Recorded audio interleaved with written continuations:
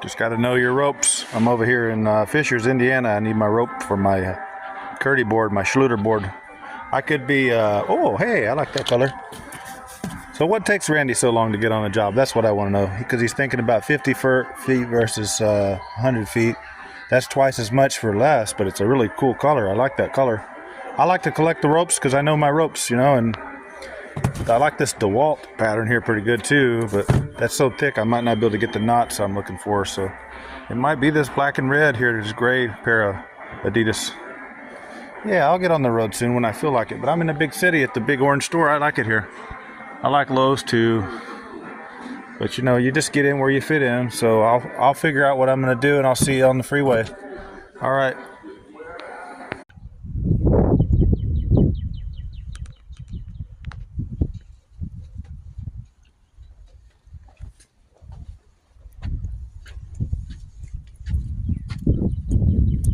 We made it.